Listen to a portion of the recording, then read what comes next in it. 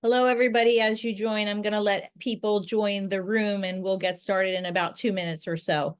But I'm just going to keep myself on mute and hopefully you guys will all get situated so that we can rejoin you in a couple minutes.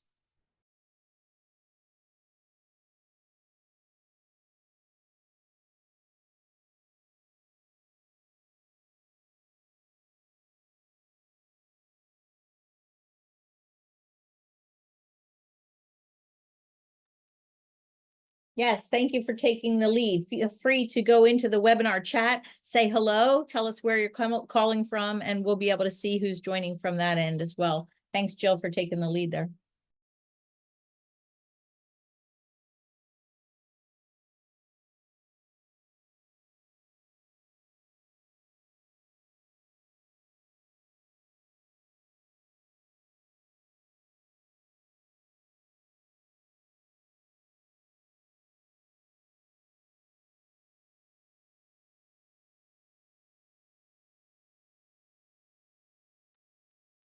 Okay, I'm going to get started, or at least get going with reading some of your webinar chats.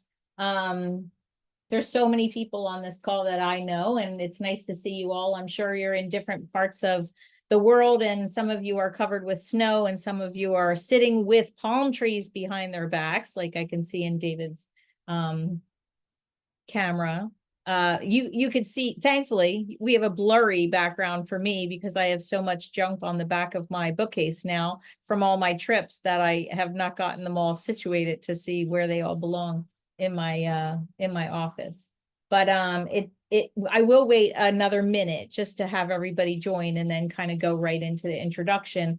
There are so many people coming in that I'm feeling good about that, but please know, and I'll say it again during the event, but essentially I'm going to record this and then I'll put it out on my YouTube and send out a link to everybody who signed up so that we have a way for people. So if you do hear, and I'll put it on Facebook too, that we have a link for the recording.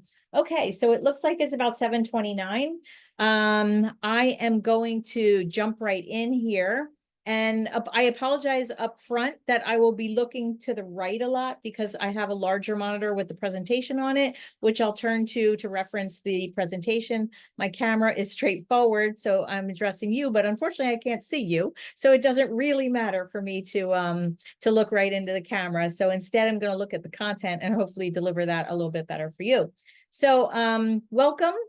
I haven't done a webinar in so long that I'm actually quite a bit rusty. I used to do these week in and week out during COVID, and it was a no-brainer for me to produce them. But now today, when I went to set it up, I was like, wow, I don't even really remember how to invite a speaker. But now we're all good. Everybody's in the room, and we're gonna get going. Most of you know me, and that's why you're here. My name is Marah Walsh. I have to put a little disclaimer up here because in the world of recording and internet and playbacks, I do not want to be called for any of the content that I've put up that might be wrong. So I will tell you about myself. I'm a frequent traveler, have always been. I am a travel advisor, which means a travel agent to some of you. And I'm a group leader, which means I host groups and I take them all over the world. I'm sharing my experience. This is my information.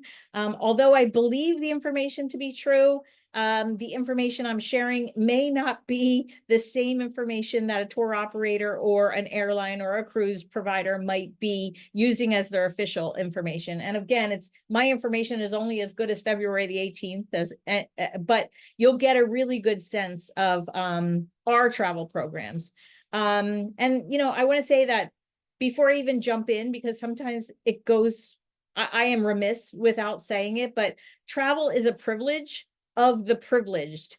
And with that privilege comes responsibility. I don't take that lightly as a traveler or as a travel professional.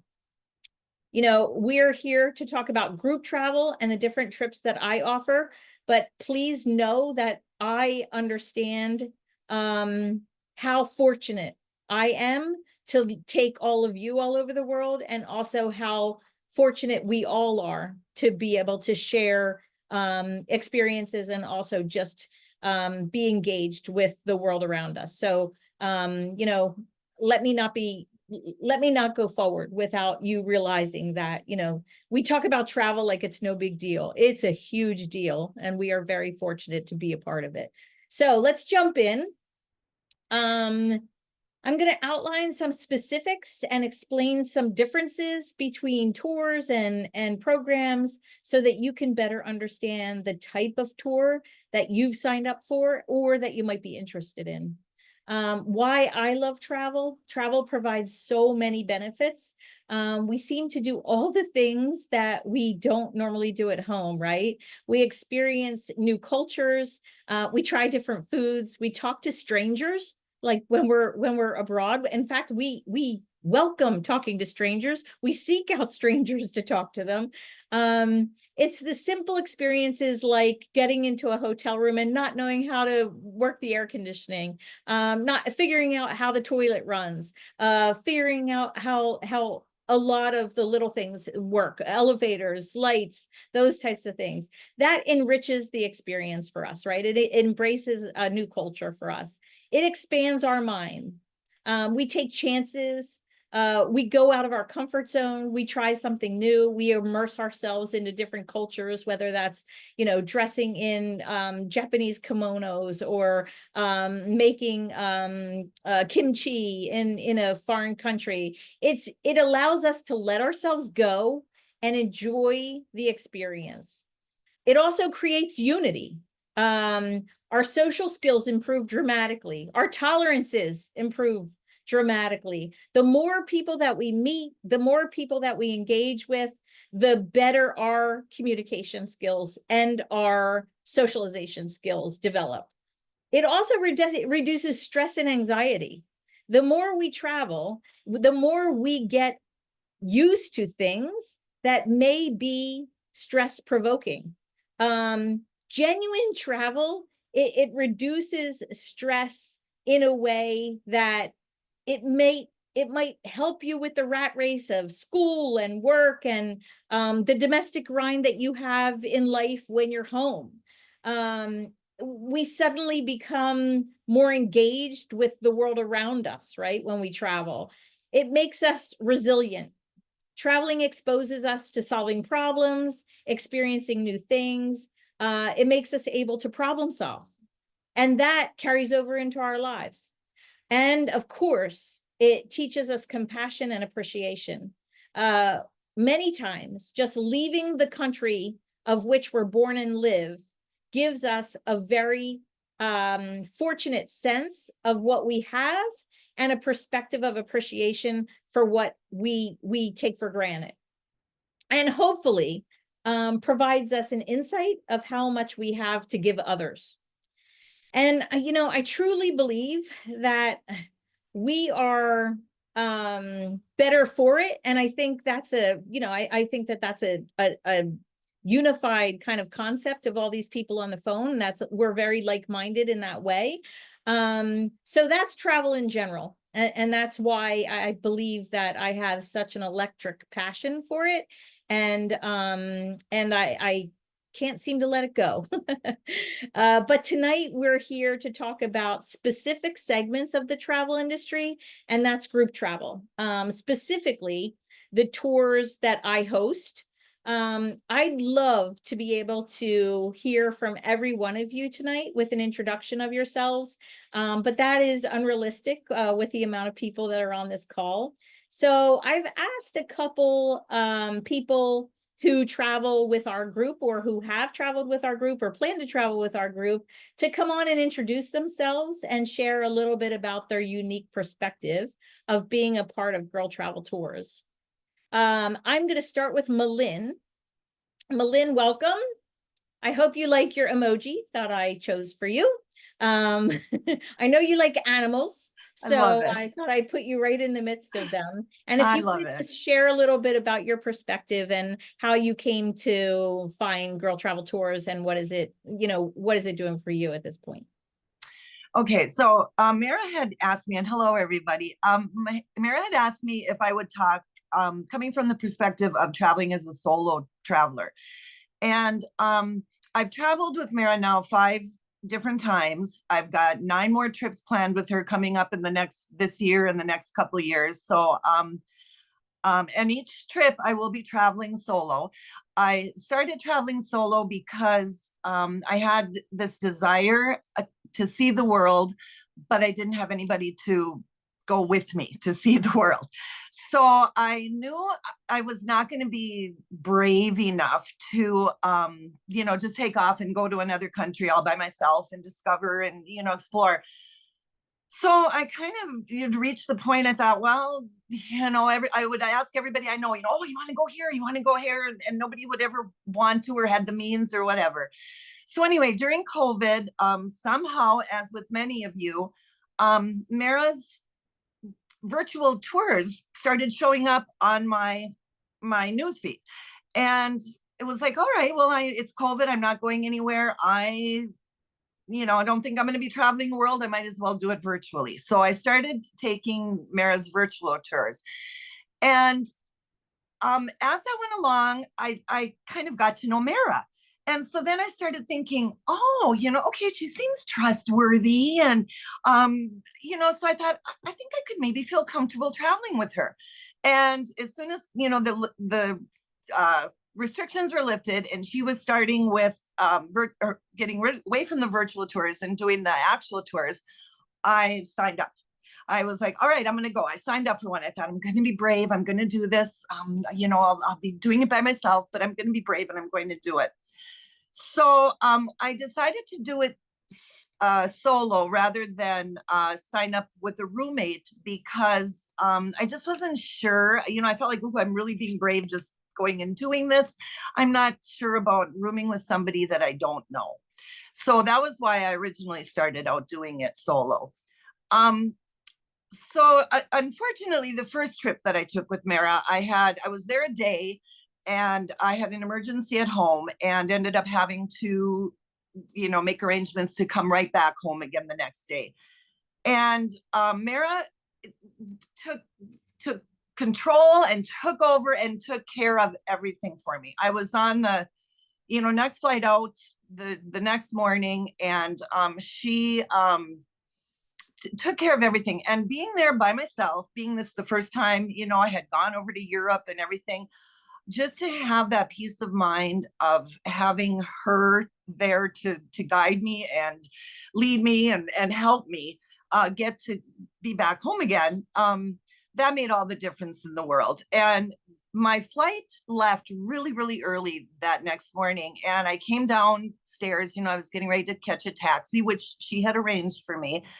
And I walked into the lobby and there she was sitting there. And I get choked up every time I say this, but it just took me by surprise, that she was there. And this is an ungodly time, in the morning. And it just meant so much to me that she was. Well, after traveling with her, I've come to realize that no matter what ungodly time you are leaving your hotel from to catch your flight, she is sitting in the lobby, sending you off, making sure that everything is in place, that, everything is taken care of and all is a go.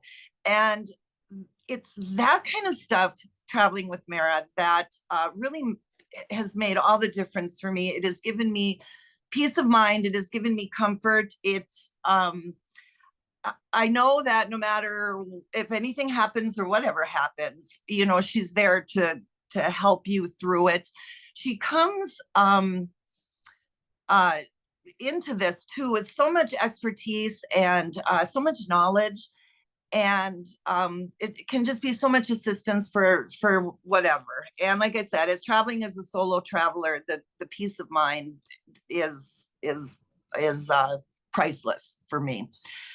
And I was going to say too, the first couple trips I took, I was really nervous to go by myself because I thought, well, okay, am I going to get to know people? Am I going to feel like the third wheel? Am I going to just am I going to find people to hang out with? Am I going to find people, to do things with? And I've got to say, it has been absolutely wonderful.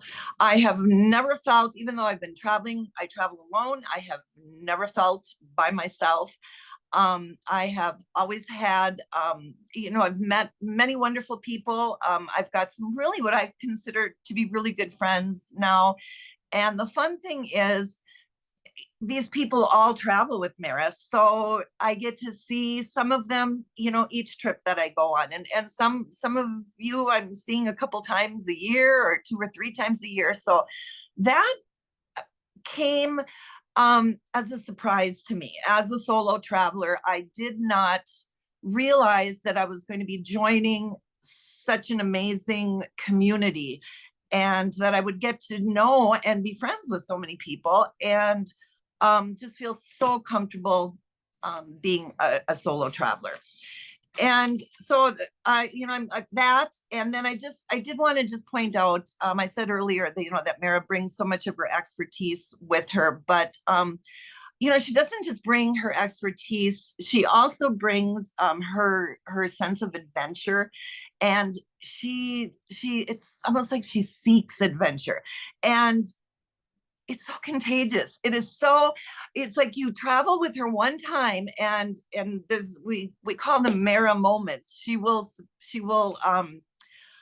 provide all of this extra stuff that isn't part of the tour, if you're going on an EF tour or whatever. I so much in awe of her, thinking of the time that she must spend before we go on a trip. How much time and effort she puts into making each tour feel special for every person that is on the tour. So I think that's it. I had more, I think, that I wanted to say, but I'm not quite sure that I covered it all. But I just, I just really want to get across to everyone. And if there is someone here that wants to travel solo, but is a little hesitant because you're just not quite sure how it's going to be, don't worry about it. You'll get there, and you're going to feel like, gosh, what was I worried about? What on earth did I worry about? So I'm thankful to Marah for what she provides for her travelers, and I'm just so grateful to be part of this wonderful group. Oh, So Malin, thank you so much. Actually, it's amazing to me. I did not come for an endorsement, but I certainly just got one. So thank you very yes, much. I I absolutely adore you. So, and that's the beauty of this group. Like every single trip I take, I meet new friends, and yeah, and those friends stay connected. So it's a wonderful thing. So thank you. Thank you very much. yeah. And I did. That reminds me, Marah. One thing I did want to point out too is I have noticed with you on trips how you make it a point to get to know every one of your travelers. You make a point to sit down and have a drink or a meal or whatever. You really do make everybody feel a part of the group. So thank you. Thank you. Thank you. Okay. Well, I'm going to move to David. And David, your emoji shows the fun-loving guy that you are. I didn't mention, Malin is from Minnesota. David is from Ontario, and I did this intentionally as well because I wanted to show the diverse nature of where people come from, usually all over North America. But David, I chose to invite you because you're a dude, you're a guy, and you seem to be very comfortable in our group. So I thought it would be good for you to share your story for the guys out there that wonder, are guys allowed? What's going on here? Wendy showing a He new is a dude. He is a dude. That was from a murder mystery a week ago. Yes, I'm David. We're from Ontario, Canada. I'm here with my wife, Wendy. I've traveled both with her and also single, where it's been a wine and food trip where Wendy just can't drink the wine, so it made sense for me to go on it. We've had fabulous times. And first of all, it can be hard to outdo Mei Lin's story because that is absolutely, I agree with it. It's perfect and very well done, Mei Lin. And yes, actually, I've met Mei Lin on both of my trips. So it just shows that sense of community that this group has. And, I kind of stand out as, I could be viewed as a minority because I'm Canadian and because I'm a guy. And on either of those cases, we're in the smaller group, but it doesn't matter. It's a wonderful, wonderful event. for those, the brief mention of palm trees, while we still had daylight here, it's kind of disappearing. We spend our winters down south to escape some of the snow in Brownsville, Texas, in a seniors resort. And that's where I first got introduced to group travel. We'd have lots of friends from all over North America, and we did some different trips to different parts of the world, and I had a wonderful time. I was more an independent type of guy, before retirement, and I wouldn't have thought of that. But that introduction down here showed what fun you can have. And so that was the baseline. And then somewhat like Mei Lin, Wendy and I, we, during COVID, and we're kind of stuck there to our TV, saw some of some of Marah's adventures, and we got hooked on some of those. And the first one that Wendy and I booked together was Spain, Portugal, and Morocco. And what a wonderful event. Mhm. And building, and this wasn't anything that Marah knows I was going to say, but building from the group travel that we had elsewhere, coming to Marah's group, it's a notch above any of the others we've had. So that said, we've got 5 more trips already planned or already booked with Marah's group, and maybe 1 more still in the future that's in the planning stage. So we're committed to it. We love it. And as Mei Lin said, it is that sense of community, that fun. And yes, I know as a guy, I'm in the minority. And it doesn't matter whether it's Marah's group that's called Girls Travel or whether some of the other group travel. A lot of the guys start to kind of fade from the traveling a little bit earlier than the women do. And I see that down here in our seniors resort. So my word to the guys is start younger, because you'll be the first one who will eventually want to say you've had enough travel. So take the opportunity and do it when you can. And it's been a lot of fun and a lot of fabulous groups. So the community, in addition to the quality of the trips that Marah's organized, are fantastic. So I'll leave it at that. Oh, great. David, that's wonderful. And that perspective I really hadn't thought about, but I like that. Men should start earlier because they're quicker to peter out, whatever you call it. But that's interesting. And that is true. A lot of women who travel have a partner at home, and it's the partner's choice to not travel, but the women still want to travel. So interesting perspective. I'm going to move it along to my dear old friend, Susan, who has been a part of my life for a very, very long time. And she's going to share a little bit about her story. Hi, everyone. My name is Susan. It's really bad echo. I've known Marah since our children were in Girl Scouts together. And it was when my oldest daughter and her troop said, let's go to Europe. And we all were like, okay. And from the organization, the fundraising, and just figuring out with the kids, because it was the first time anyone in the area had traveled, and it went from a group of 35 to a group of 72, and we all were like, how is this going to happen? But when you all talk about these Marah moments, it is so true. We were traveling through Italy, and we were so close to Pisa. It was not on the agenda. And she said, let's go to Pisa by night.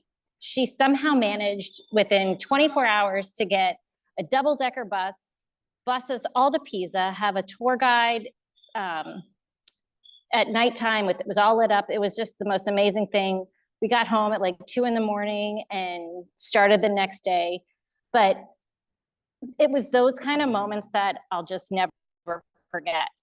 And when I stop and think back, I've gone on 3 trips with Marah. And like I said, I have 2 girls. I was able to go take each one of them to Europe. And then the 2 of them, each one has also been able to go on a trip with Miss Walsh. Like one day we were sitting around a campfire, and my youngest goes, Mrs. Walsh, I graduate in 2020, what year was it? 2020, 24. And she's like, well, where are we going to go? And Marah's like, I don't know where you want to go. And from that, sitting around a campfire, she planned this whole trip to Greece, land and sea. They had a beautiful chartered boat. And my children and I will always have these memories of things that we've done together. We've traveled, I've traveled with each one of them, and then they've traveled solo with Miss Walsh, and then I've been able to take the two of them to Galapagos. That was another change. I loved working with her because it was my bucket list. I always wanted to go to Peru. I wanted to do Machu Picchu. And this was back in the early stages. And she was like, I don't want to go. I don't want to be climbing, you know, doing this. And she went on a trip and came back and was like, it's on the list. And I was the first one to sign up. And unfortunately, due to the political uprising down in Peru, and we just weren't able to go. So she turned around and said, okay, now what can we do? And we turned around and said, there's a group going to Galapagos, and that's where we ended up going. And that too was on my bucket list. So there's so many trips out there that if you want to do something, all you have to do is mention it to her, and she can make it happen. And I look at these trips now, and we've planned these, we've talked about them. And even though I can't go on them, I watch every single tour that she goes.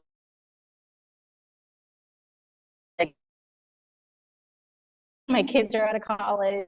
My goal is to start traveling with her and be like Maylin. My husband doesn't like group travel, so I'm going to be like her, going, okay. I'm just so excited to get to that point. Maybe someday I'll get him too, but who knows? All right. Thank you. You were going in and out, but I think the gist of your conversation came through. So I know you're busy tonight and you were at a meeting, but I appreciate you giving us the time and a different perspective. You know, we have people, and this is pretty much true for the group. We have people all the way back that have known me from high school or college or Girl Scouts, and then people that I haven't even met yet that are going to be on our next trip. So I want people to understand that it's not an organized group, even though it is a wonderful community, it always has room for more people. And as soon as you put yourself in that group, it's within minutes, I believe, you feel as though you've always been a part of it. I think it's funny because I had a couple join me last year, and they came, and on day one, they're like, well, everyone knows each other. And I was like, well, let's do it from a show of hands. And we realized that there were only 4 or 5 people that really knew each other, and the rest were coming at it from the same perspective as they. And even like Malin said, sometimes you get on a trip, even though you've taken 4 or 5, and there's no, but you know, there might not be the most people on the trip that you don't know. So they're all new friends.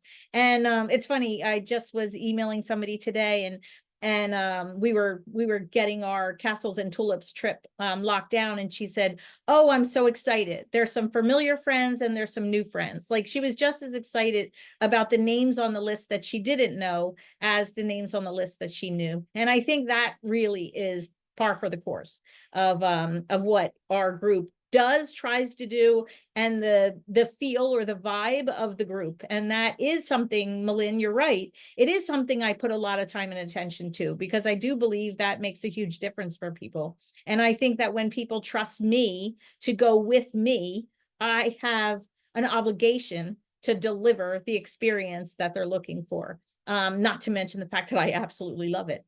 So thank you so much, the 3 of you, for coming on. If you have to bow out, please do. No one's actually even going to see you, because they don't see the whole pictures of everyone. They're only seeing the speakers. So feel free to bow out. I appreciate it. But if you want to hang on, we're going to, go over group travel, and I think that you'll have some things to get out of it. So I'm going to dive right in, because I want to get into the content here. So I look forward to hearing more from the folks that are on the call. So feel free to put your questions in the Q&A. I'll deal with them afterwards. It is easiest for me to address the questions that you have as we go along in the Q&A, because I'll go over them at the end. So feel free to drop them in there. I do see them, and the panelists see them. Not everybody sees them, so just so you know that. I thought it was interesting when everybody signed up, I asked a bunch of questions to get a sense of who was not only in our travel group that was active, but those of you who are thinking about traveling as well. So I'm going to go through the questions and show the answers and give you a sense of what and who is on this call. So the age range, this, I would say this is pretty accurate in the sense that the 50% 65 to 75, but it's really, in my opinion, about 65 to 71. You know, that's where the sweet spot of our group seems to be. I'm 60, so I guess I'm in the purple minority there of the 27%, but there's a lot of young, I call myself young. Okay, so there's a lot of young retirees, meaning under 65, that have the means and the time to travel. And then there's a decent percent, 10 or 20% of people who are still working, that will find time to put in that one vacation a year or whatever it is, and join our group. Frequency of travel, this is an interesting fact. More than 50% of the people in our group or that are on the call take 1 to 2 trips a year. There are a bunch, about 20%, that travel every few years, and there's about the same amount that travel 3 to 4 times a year. So I think that's pretty interesting. What types of trips are people most interested in? Cultural and historic. River cruises, number 2. Food and culinary. That's so funny because you know me, I don't drink, but I do like to eat. So I now have my second Italian food and wine tour on the itinerary for 2027, because boy, did we have a good time last year on the Southern Italy Puglia food and wine tour. So that I am very cognizant of that. And also food and wine, those also are hand in hand with our river cruises as well. So that kind of experience jumps into that food and wine as well. Destinations, the majority of the people by far, like, I don't even know what it is. It's 80% of the people said they're interested in Europe. And then followed by North America, which, food for thought. I was doing more North America tours during COVID because we were allowed to travel there, and it was easier to travel there. But since I've done Alaska, I have a Canadian Rockies tour on the itinerary for 2027. But, it's funny because, like I said, I'm 60, so I kind of always think, like, let me save those American national parks for when I'm a little older. But I will be thoughtful, about perhaps looking at them before I get too old, so that I can hike around with you all in the American national parks as well. I want to go back to that. On a North American tour, we have a cruise, an ocean liner, that we're starting in New Orleans. And that's gonna, we'll have a little extra time in New Orleans. So if that's of interest to somebody, that is there. And it's a very, very, very reasonably priced ocean liner vacation. And also we have 2 going out of Philadelphia. So we'll do a little bit of Philadelphia, and then one goes up the northern coast. So so you get a lot of that New England up into Canada, Nantucket area, and then there's another one to Bermuda. So those are out of the US, if that interests anybody. Biggest challenges when it comes to travel, a lot of people think, is budget and affordability, which, hello, that's very reasonable, because if it wasn't, wouldn't we all be traveling all the time? And then followed by planning and logistics. And that's par for the course, right? Planning and logistics seems to be a challenge. So therefore group travel is a good solution, because the planning and the logistics and the management of it and the safety and all of that is taken care of, so that you don't have to. Topics of interest for tonight's call.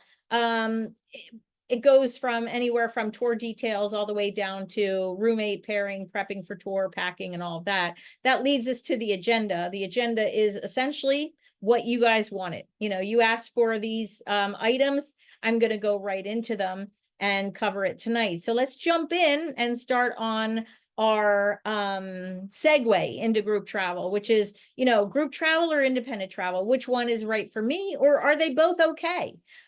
Group travel, it provides an established itinerary, but at the same time is an established itinerary always what you want. It provides traveling with others, and at the same time is traveling with others always what you want. So guides and hosts, that makes you feel very comfortable. Obviously, it gives you the background and the support that's needed when you travel. But it is a faster pace, you know. So for some, a faster pace and seeing 3 things a day might be too much. So there might be better choices for you. For example, a river cruise is a better choice if you want a slower pace, where a land tour is a better choice if you want a faster pace. Independent travel, the freedom to design your own itinerary. That is amazing and works well too. Girl Travel Tours, our travel agency, provides both options and both services, no matter what the preference. So if you want to, if you want to do a group travel trip, whether I'm hosting it or not, we can help you. And if you want to do an independent, private, customized itinerary just for you, your family, and friends, we can also help you. Then people want to know, Marah, how do you select your tours? How do you go about this? Well, if you're active in my Facebook group, which is Girl Travel Tours, the group, which is different than the page, right? So the group is very active. I always poll our group and I say, these are some things we're thinking about. Which ones are of interest to you? And the ones that score higher and have more interest are usually what I go to then choose that destination. And then from there, I build with the tour operator's assistance an itinerary that is suitable or that we feel is a good selection of the must-see places in that destination. With certain tour operators like Go Ahead Tours, EF Tours, CIE Tours, some of those that I use. The itineraries are built, I call them out of the box itineraries, and then I can customize them. Like I could take their expertise of hundreds of years, well, I don't know, hundreds, maybe decades of years of experience and go off of their itinerary. But if I've seen something, case in point, Portugal, right? Portugal we went to, but I wanted to go to Sintra. I have seen Sintra forever. I've seen the Initiation Well, and I've seen those places, and I wanted to have that on the itinerary. So I customize the itineraries to make sure that we hit the spots that either a traveler wants or I personally want. For example, Susan talked about the Greece tour. Her daughter was the stimulus for the Greece tour. But one of my frequent travelers, Deb, she came to me and she goes, Marah, I'd love to go to Greece, but I was a torch holder in the Olympics when I was younger, and I'd really like to go to Olympia. Well, guess what? Let's go to Olympia. So we put that on the itinerary. So those are things that when you're crafting an itinerary, you have the capability to ebb and flow and add things to the itineraries that are more suitable for our group. Then that leads to, I just mentioned 2 or 3 tour operators. Which tour operator do I choose? Well, that's an easy one for me. I choose the tour operator that provides the best solution for our group. So I'll be very frank on this one. Our group wanted to go to Scotland and Ireland, and the Highlands of Scotland were part of the itinerary that people really wanted to see. And I spent time with EF Go Ahead Tours, which is my preferred provider of land tours, and I love them. And I spent time with them to try to develop a tour that would work for my travelers. But at the end of the day, the price point and the itinerary just would not align, and I could not overlook CIE Tours. They're specialists in Ireland and the UK, and they provided me with exactly what my group was looking for. So I went with them. Same thing with a cruise provider. If somebody's willing, we just got back from Antarctica. If I'm working with a cruise provider that's giving our group the experience that we're looking for, that's how I select my tour operators. Yes, do I have preferred providers? Yes. But does that mean I stick with them all the time? No, not necessarily. I always do what's best for the travelers and what gives them the best opportunity. Tours operate with a lot of collaboration.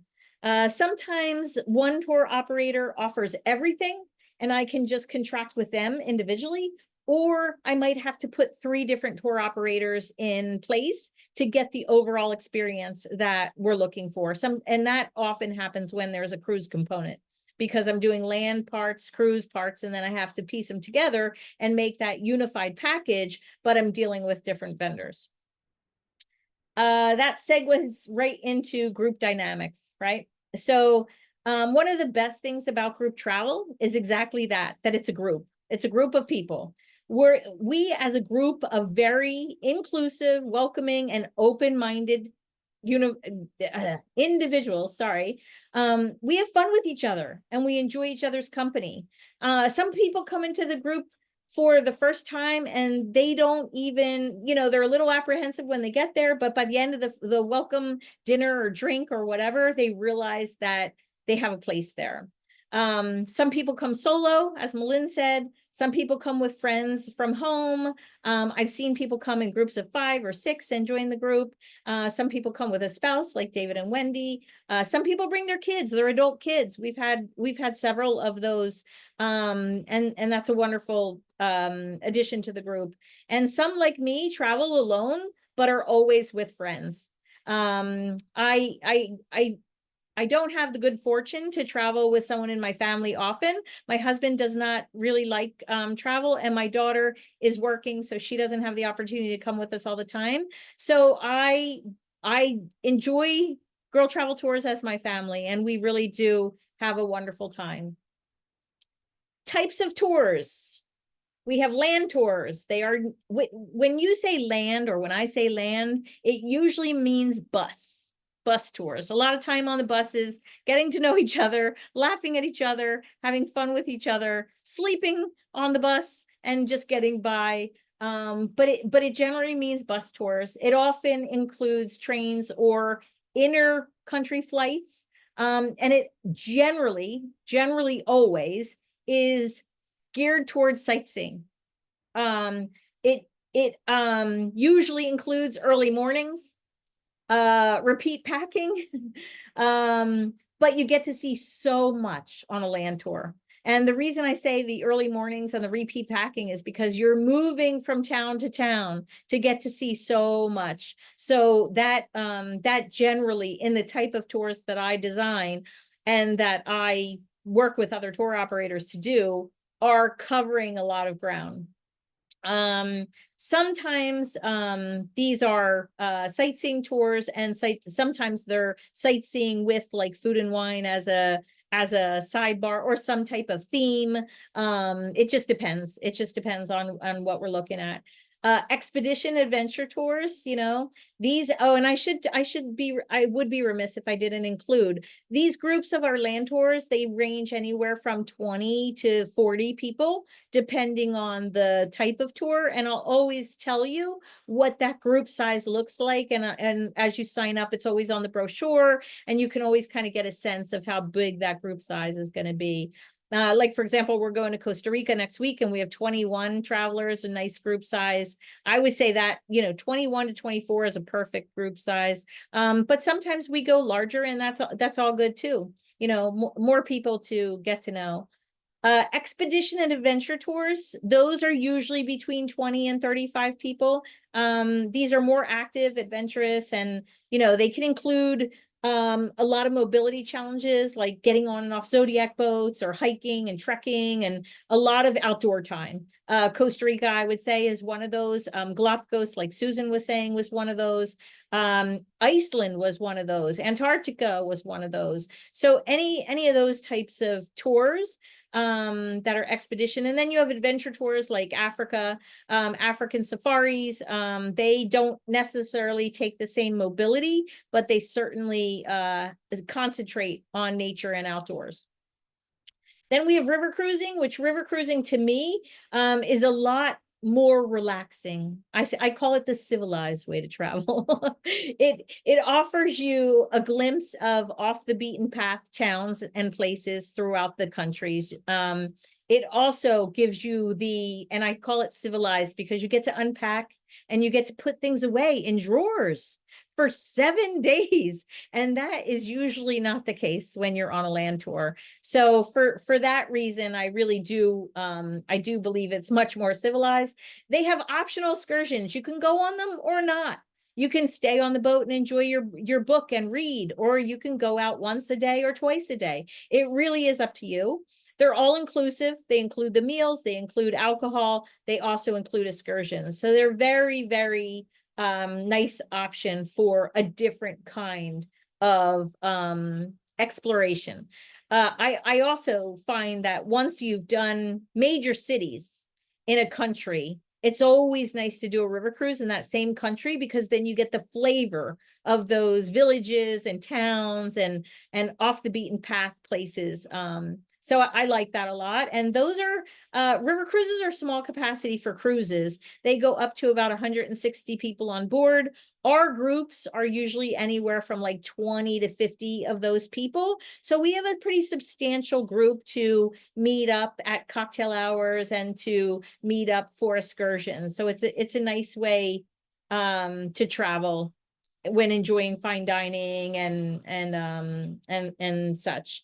It's also a good solution for those that might have mobility issues. You know, if you consider yourself slower to move, if you need, you know, a little bit more support and you want the mornings to sort of evolve slower, you know, those are great tours for you. Ocean cruises.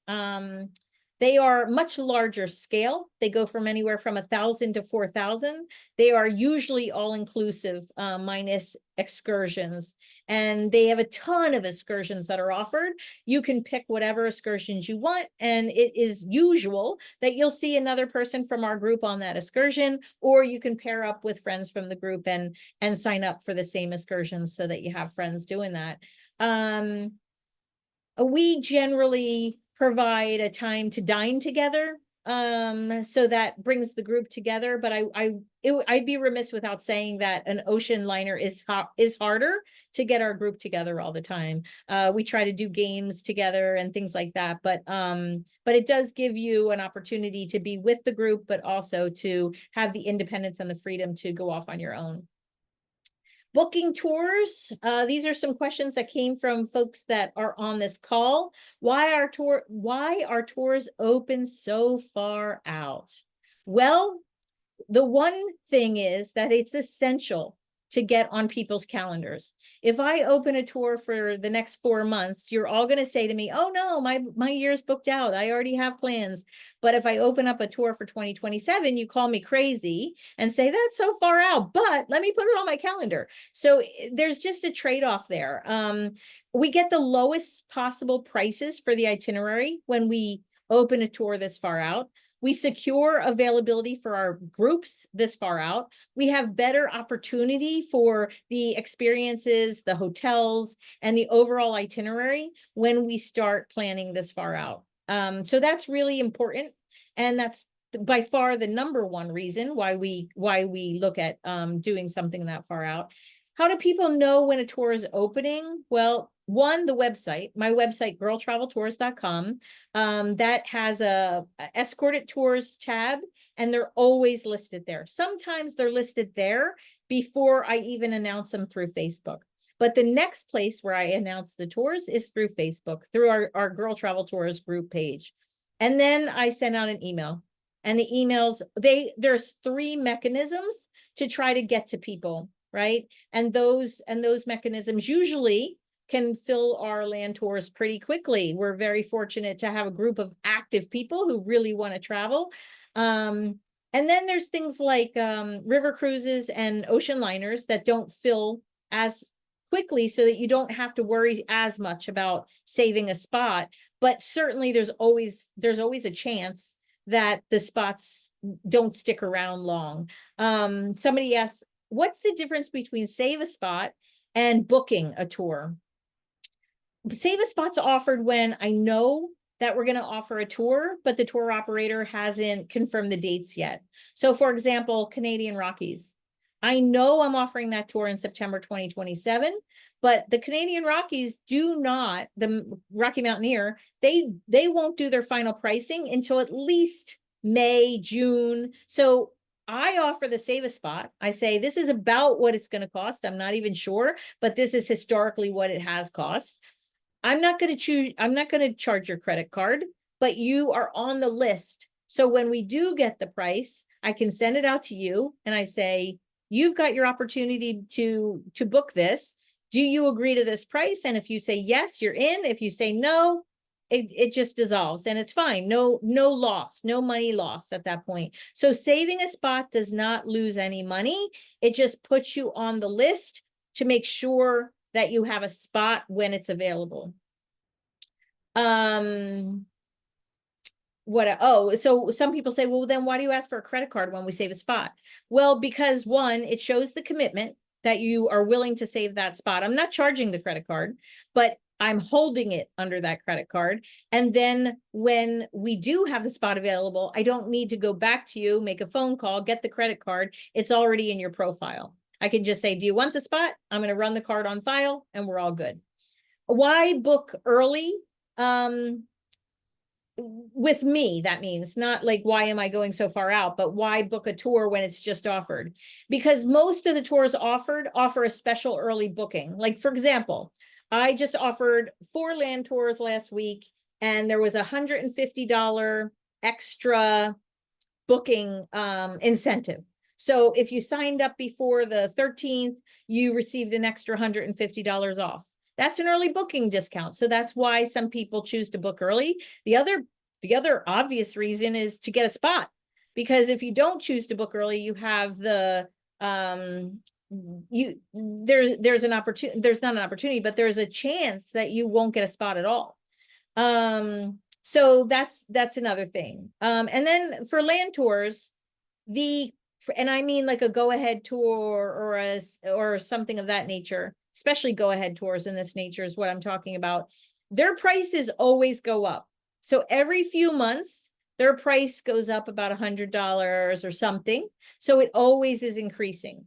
So even if you're not sure you want to go, well, I shouldn't say that. If you're not sure you want to go, you don't sign up for a tour. But even if you're thinking like, wow, it's really far out, I want to go to this, but it's really far out, you have to know that the pricing is going to increase. Right away, it's going to increase $150.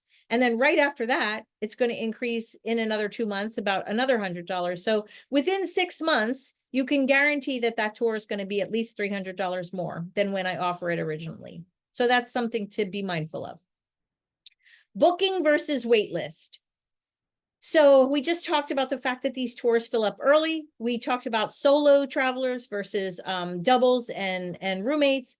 In most every case, outside of a cruise, the tours that I host become full and there becomes a wait list. And a wait list runs in 2 ways. There's a wait list for double occupancy rooms and there's a wait list for single rooms, and they're independent of each other. So for example, if Malin's on the wait list for a single room and David and Wendy are on a wait list for a double room, they're only going to get up on that list if one of those room types open.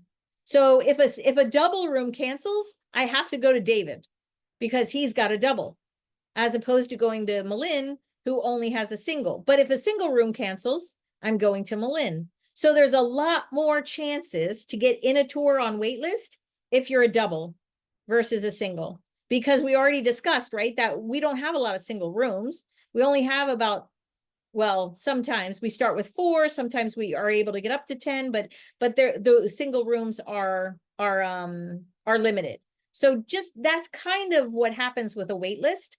Money is not changed hands until the wait list opens, and then I go back and I say, Malin, a spot opened on the wait list. Do you want it? And she's going to say, oh, sorry, Marah, I already booked something for that month, so I don't need it. So then she's fine. She's off.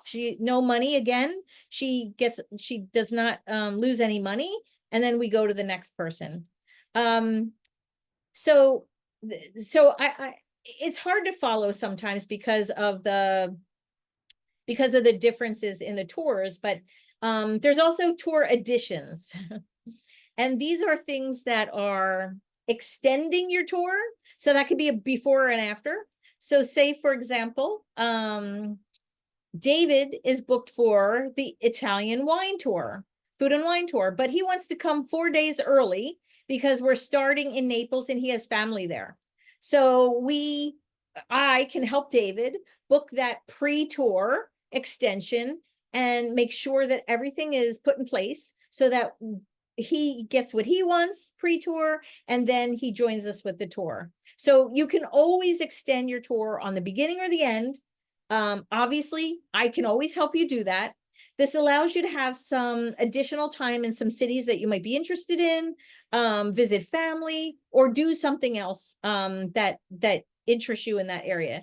It also provides a great opportunity to add some independent travel with organized travel. So it gives you the best of both worlds.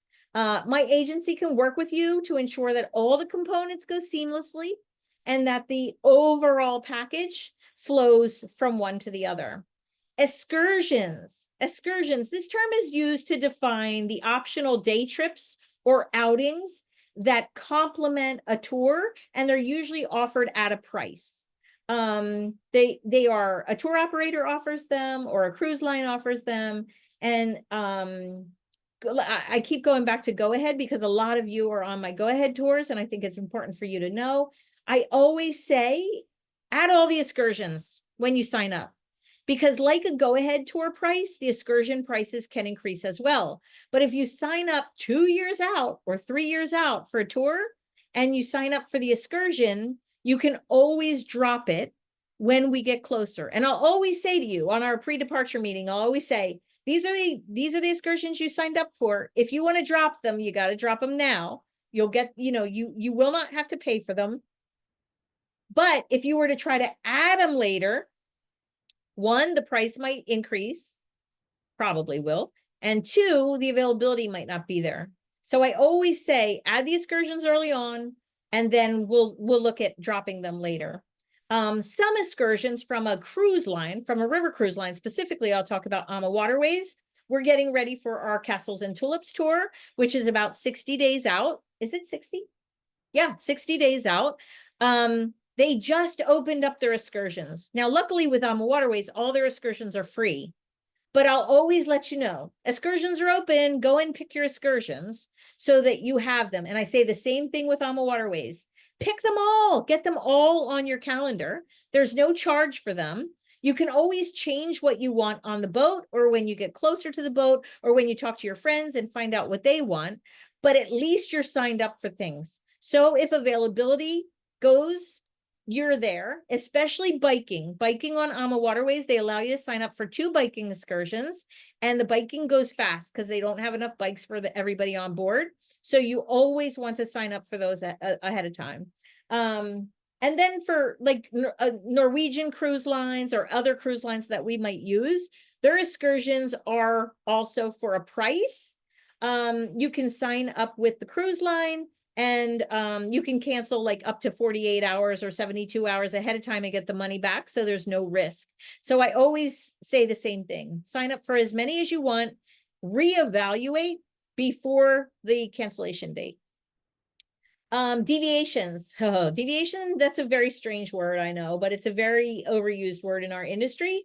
This term means if you decide to go off the itinerary before or after. So for example, if you have a Go Ahead tour and your Go Ahead tour is from the 10th through the 20th, and you decide to go in on the 8th or the 7th or the 5th, those are deviations because you're deviating from the tour. And usually when you go off, when you do a deviation, they take your transfers away. So the transfers from the hotel to the airport to the hotel disappear, because if you're managing a deviation, the tour operator wants you to manage your transfers. Now, there are some restrictions with this, like Go Ahead Tours is drawing their line in the sand. If you deviate, you're in charge of your transfers. Now that means you could get an Uber or a taxi, or you can talk to me and I can order you a car service. Obviously, just by the nature of those words, Ubers and taxis are cheaper than car services because the car service is going to have their sign and it's going to say Malin, and Malin's going to know as soon as she gets off the airplane and into the common area that her driver is going to be waiting for her. A driver waiting for you is always going to be more expensive than you getting an Uber or a taxi. But those things are important to know. Other companies like Norwegian, for example, you can deviate up to 2 days on both ends, and they'll allow you to maintain your flights with them, and they'll still work with you on those. So there are all different rules for all different tour operators, and that is just part of the game. The most important thing is that you work with me on those and you keep me informed so that I can give you the right information to make the right decisions. Then I'm going to go right over this one, but Tour Editions, Girl Travel Tours provides Marah moments. I think everybody, we've already spoken to them and we know that those are extra experiences that I add to the itinerary to make it a bit more special for you. Sometimes this can be as simple as a gelato in Italy, and other times it could be a surprise ATV ride on a black sand beach in Iceland. I love surprising my travelers with tours. I don't know who said it, but you're absolutely right. I am an adventure seeker. I love to find the little niche special things that aren't on a typical itinerary that jump out and say wow and are memorable to people. So though you can always plan for some Marah moments, big or small, on tours, or not plan, but be pleasantly surprised. This is me sometimes. Oh my goodness. Keeping it all straight. I can't expect all of you to keep it straight, but that's my job to keep it straight. So whether we're working with one of my preferred providers like EF Go Ahead Tours, AMA Waterways, Norwegian Cruise Lines, or if I'm doing my own itinerary, which is a Girl Travel Tours custom itinerary, I will keep you informed, and I can always answer a text or an email or a call about who you're paying, what you're paying, when is it due, when is final payment due. All of that can easily be obtained through me.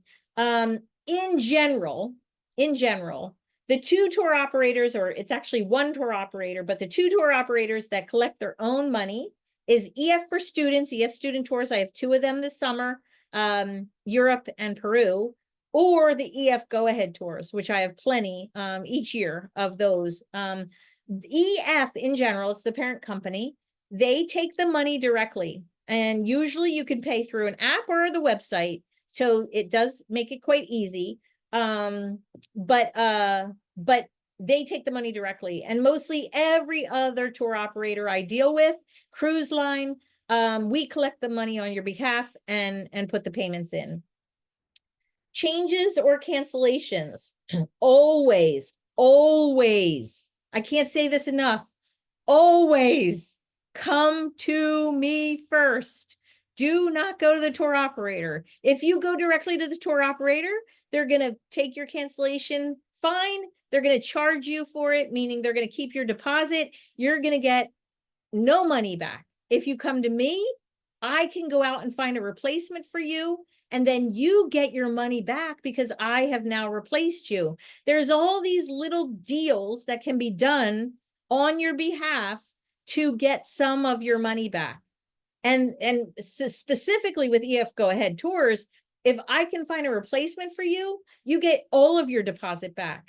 Now with AMA Waterways, sometimes you get half of it back. It just depends. But always come to me. You're not going to know what the protocol is, and certainly they're not going to tell you when you call or you go into your app and cancel. Do you expect them to call you and say, hey, I'm about to give you $450 back on that one because you just canceled? There's no way, but I will make the effort to get that back for you.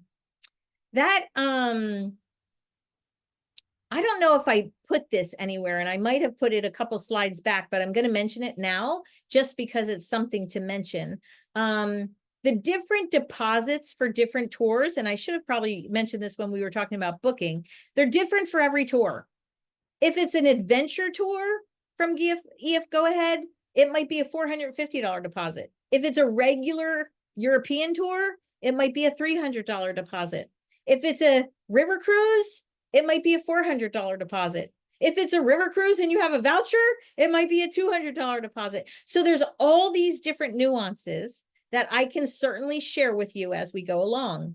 Then I'm just going to do a shout out to the people on my EF tours for this summer. This is for Europe and Peru. If you're here in February and you want to save $50 and you are on manual payment plan, you can change to auto payment and they will give you $50 back on your account, but you have to do that by giving a debit card or your bank account, because they only do automatic payments from a bank account. But that's a trick that is a good trick for EF students, not for Go Ahead, but EF students.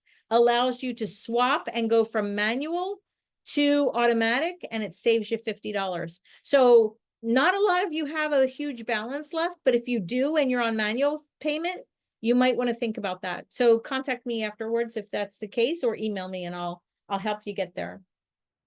Travel requirements. This is old school for a lot of you, but it's always worth saying because some people ask the question. All these things I'm dealing with are from questions that people put in. So passports, 6 months past the return date, it has to be good for. That doesn't mean 5 months and 4 days. I just got an email today. My husband's passport expires 5 months and 4 days after our return. Is that okay? No, it's not okay. It's 6 months. 6 months. Go get an extra passport. I mean, go get a renewed passport. I understand that it's early, but it's better to be renewed and actually in compliance than stuck in an airport. I've had people not be able to check in for their first flight because their passports were expiring before the 6 month out mark after their return. Exact names have to match your passport and your flights. So if your name is not Malin, but it's Margaret Lynn, it has to be exact in order to make it work on your passport. They will charge you a change fee if you figure that out later on. That's not my responsibility to check your passport with your name and your flights, right? I always give that information back to you, and I always ask you, make sure your names match your tickets. And I mean it, it has to match if it's a middle name. Now, some airlines are tricky. They'll put, my middle name is Hope. So they'll put Marah Hope all on one word, and they won't put a space in there. That's okay. If they combine your first name and your middle name, that's just how the airports, the airlines do it on the tickets, and that's just the structure. I know it's confusing because they say everything has to be exact, and then they take out the space, but that's okay if they take out the space. Visas and documents, new requirements for Europe and the UK. I'm on top of it. I will let you know. Every tour that we take, I will let you know with ample time. And ample time is not 8 months, 12 months.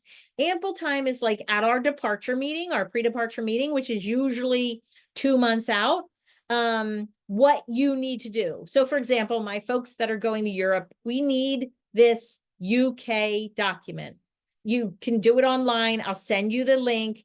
It's an app that you can download. We don't have to do it now. It's February. The rules have already changed once since they put it out since January. So let's not be too over hasty with things. I know everybody's excited, and I appreciate that. Just like my folks going to Kenya and Rwanda, everybody's excited. Let's do our visas. What are we going to do?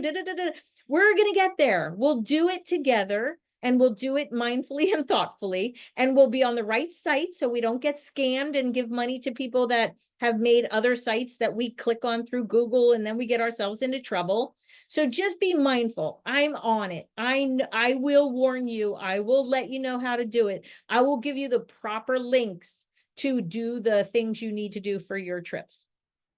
Shots and pills.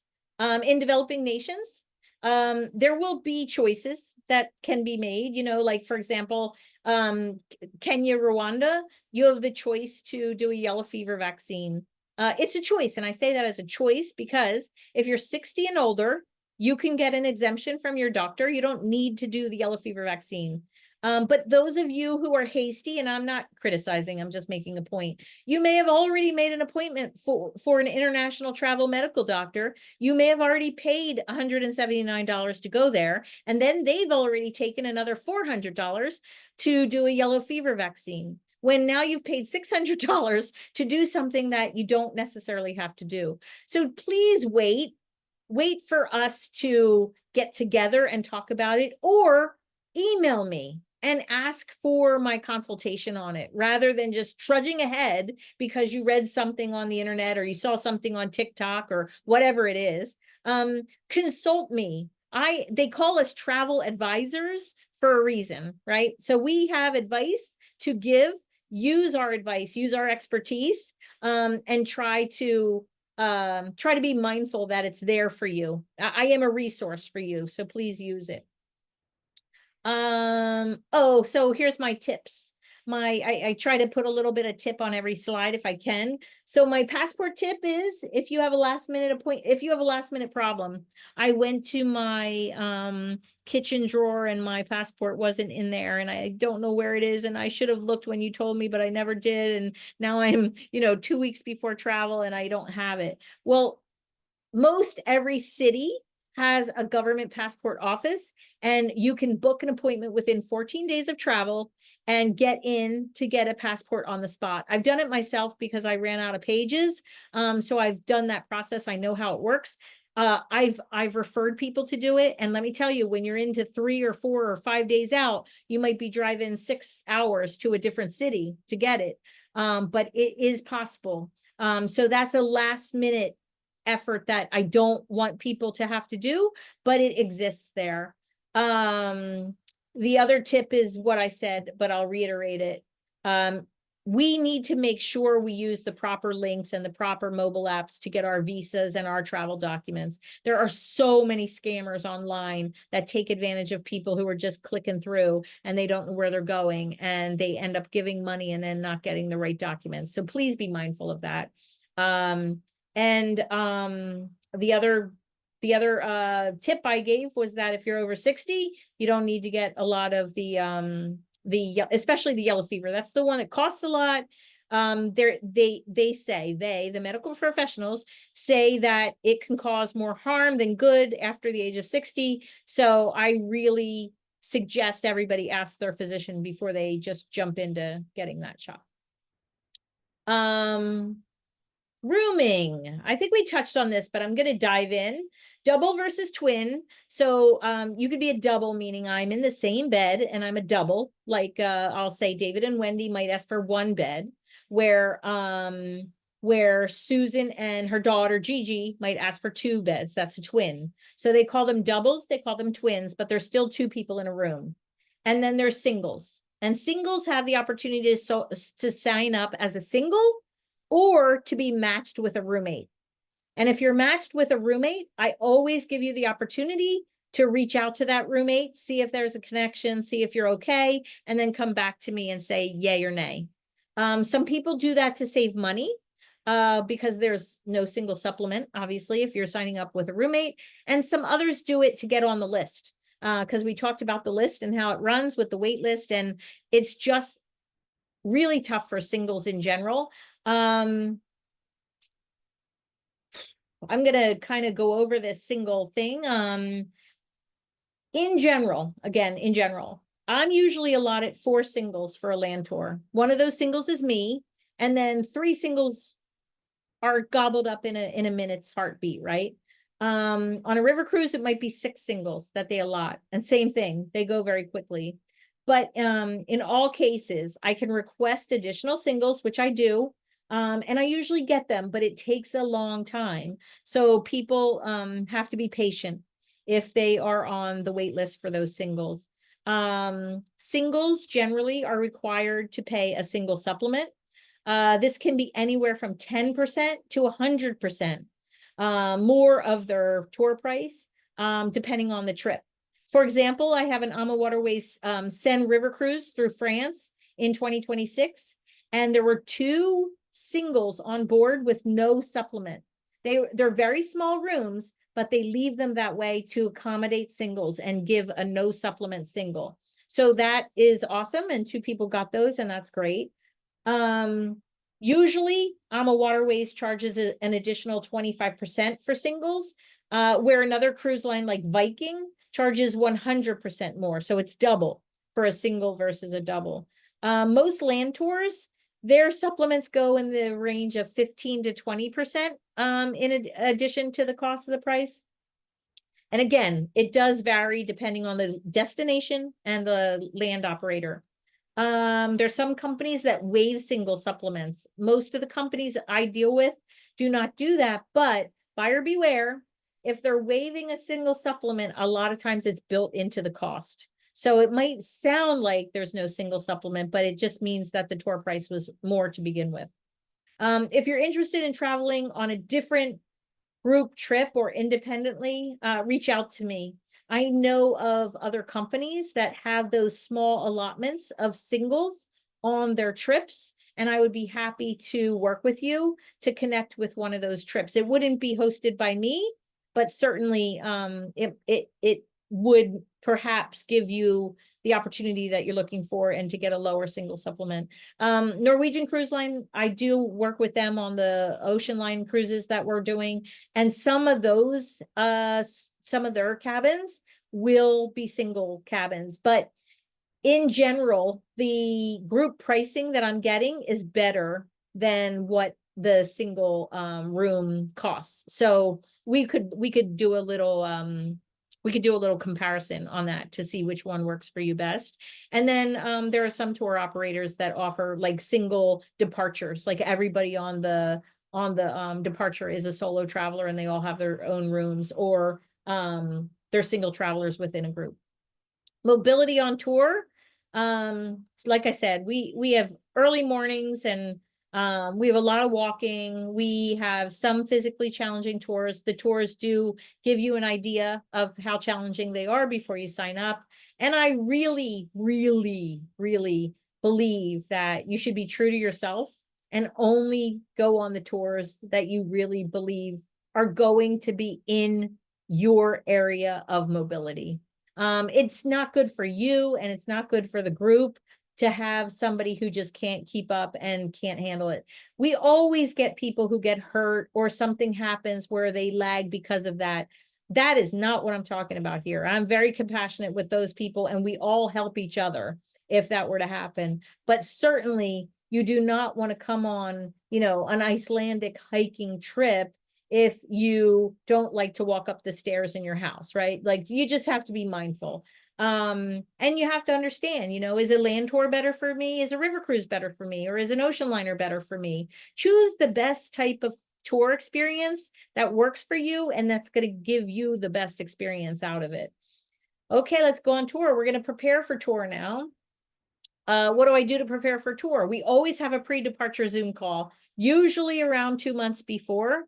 Some trips I'll have even more than that. Like I think I had a Zoom call in the winter for our summer trip just to get people psyched and ready. And then we'll have another pre-departure call for those trips. But generally speaking, 2 months out or so, we'll have a call and we'll go through it all, so that you guys feel really comfortable and confident and you're ready to travel. We do have a regular Facebook group that everybody should be a part of. For many of our trips, we have individual Facebook groups that keep pertinent information straight to the group. And then we develop a WhatsApp group about 2 weeks before we travel so that we can get connected so that when we are traveling, getting to the airport, getting through, we feel as though we have the support we need. And then when we're on tour, I'll be sharing tons of information through that WhatsApp group to keep everybody abreast of the information. I give you the opportunity to provide your feedback on your preferences and your medical needs, obviously. That might be how you eat, your preferences, gluten-free, vegetarian, shellfish, whatever those things are. We accommodate those things. So I need to know from you what those eating requirements are. And then we will together review the guidelines of the trip, mostly on the pre-departure call, but we do this as we start to get ready through these other means of communication. And that might be like luggage on a safari. Luggage on a safari is different than luggage on a land tour. So we have to do some type of duffel. So there's a space requirement and a size requirement to that duffel. It has to be a 22-inch duffel. It only can be hard on one side, meaning the foot side. So it can be, actually this girl's using some old-fashioned luggage with the 2 wheels, but the duffels have 2 wheels. So this is sort of similar to a duffel, but they're soft on all 3 sides. Shots, what shots are needed and not. Clothing, you know, what types of clothing are good for each trip, and what we should be mindful of. Then currency and money, you know, we should be mindful of that, know what we're in for. We should understand exchange rates, whether we're going to get our foreign currency at our bank before we travel or wait for an ATM on site. If we wait for an ATM on site, we want to use a bank ATM, not a freestanding ATM. Most of the freestanding ATMs come with exorbitant fees, and you don't want to incur those fees. Apple Pay and Google Pay are all over the world now. Make sure that the credit card you have in your phone has no foreign exchange fees, and you're using the right card to get the best travel benefits. Same thing with your credit card. Bring the credit card that has no foreign exchange fees. So you'll want a physical credit card, you'll want your Apple Pay, and you'll also want a debit card in case something happens, in case you need to extract foreign currency. Also, test that credit card. Test the ATM card before you leave.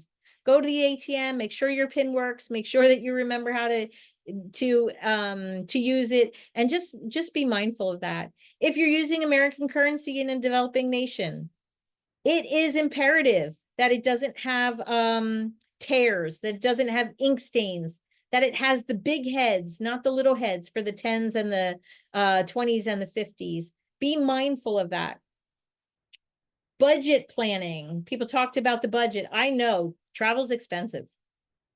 We can't get around that, right? But if we decide what we're going to spend our money on, and travel comes to the forefront, then the trip costs, we have to understand what the trip costs versus what the extras are. Extras are some meals that are not included. So budget it out.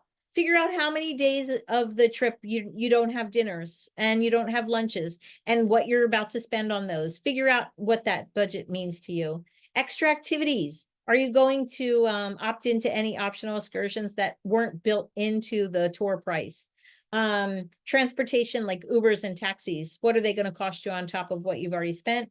And of course, souvenirs. So those are good things to look at to kind of budget the extra money above the tour price that comes up.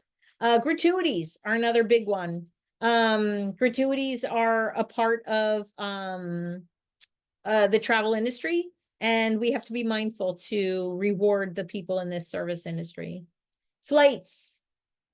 Oh my gosh, flights is a topic all on its own. I actually did an hour-long travel talk just on flights before. You can access the full version on YouTube if you're interested, and I can certainly give you a link to it.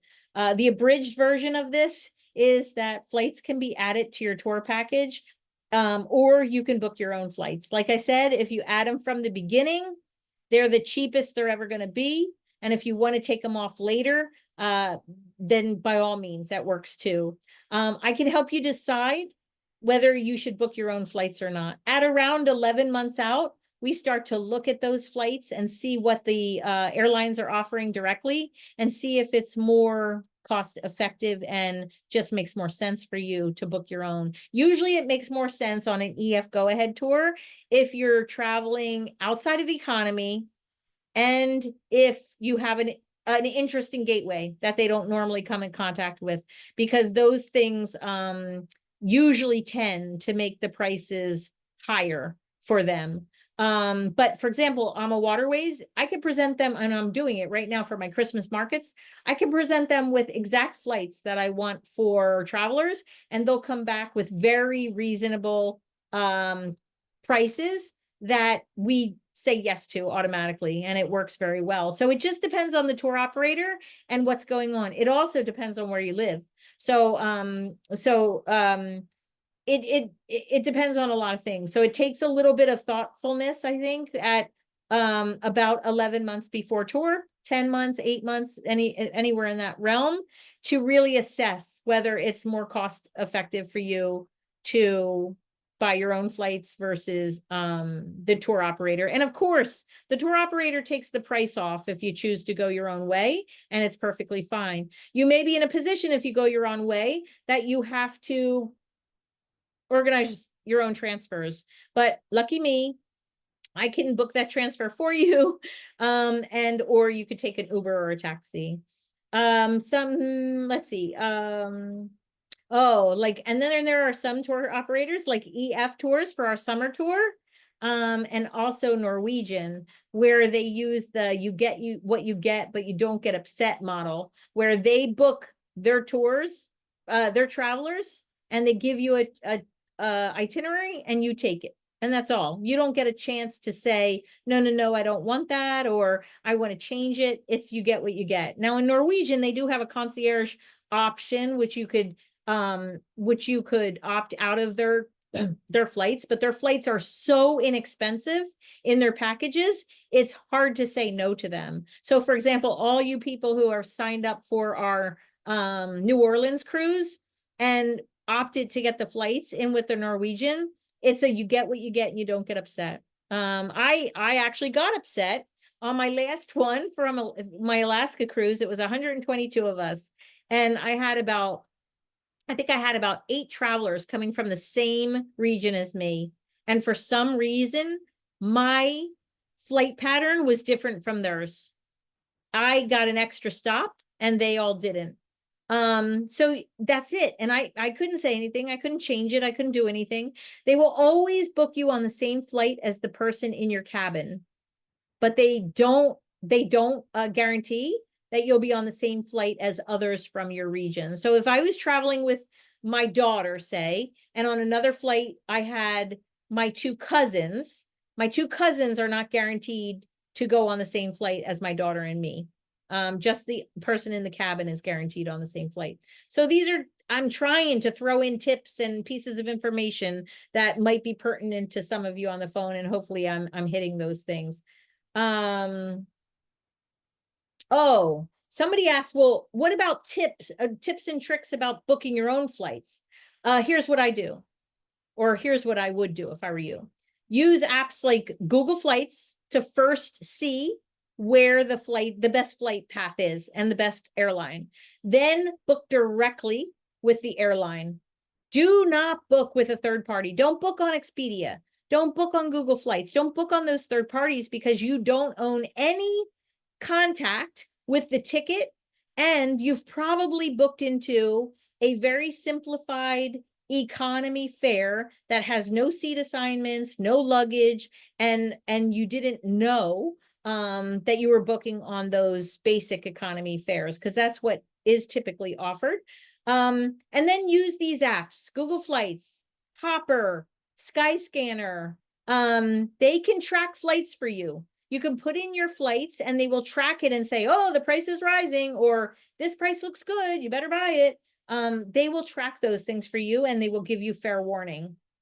And lastly, also use an incognito window on Chrome when it comes time to book your flights, because it will prevent them from tracking and it keeps your browser history private, so that they don't know you've been back and forth pricing out that flight for the last 5 days. So they don't automatically increase the price for you. So there's little 3 dots on the top right bar of the Google Chrome window on your computer or on your phone, and you could tap on it and say browse incognito or use incognito window or something of that nature. That's what you want to do when you're pricing directly from the airline.